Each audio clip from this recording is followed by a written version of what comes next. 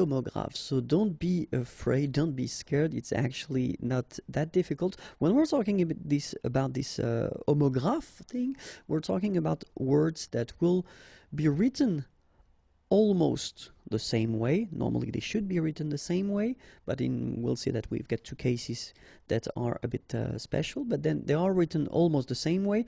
But then according to the gender, so whether it's masculine or feminine, the meaning of the word will change. Okay, so we'll see the first one. The first one is un moral. Okay, un moral.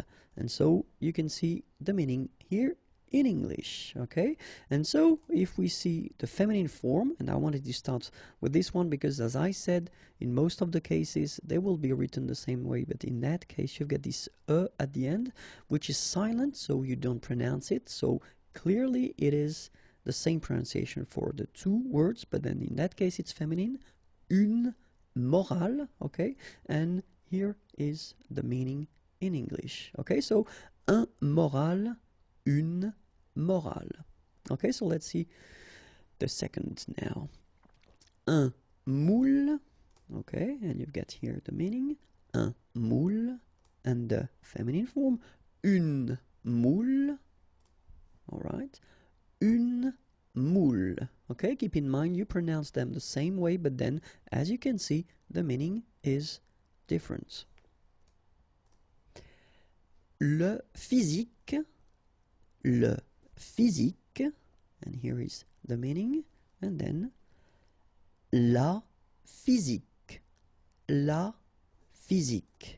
you've got here the meaning. Okay, le physique, la physique. Un poste, and here normally, so post or position, we're talking about a job. Okay, un poste. Une poste, and here is the meaning. Un tour. Okay, so actually this word has quite many meanings, so it can be turn, a turn, and other meanings as well. But then the good thing is that the feminine form, une tour, has only one translation, and it's here. It's our une tour. Okay, so un tour, une tour. And then un livre,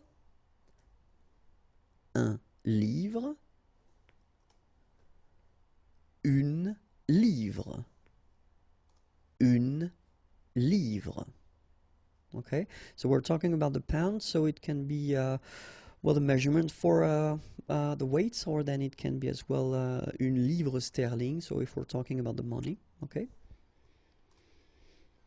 un mémoire, and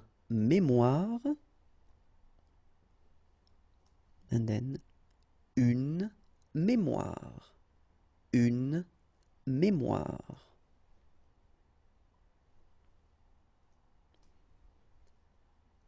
capital.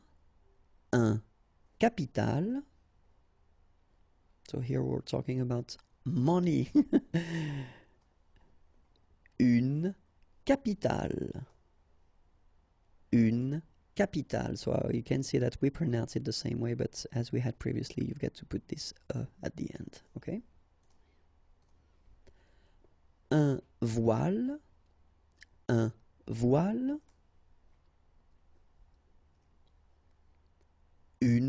voile. And here with the sail, we're talking about the part of the sailing boat.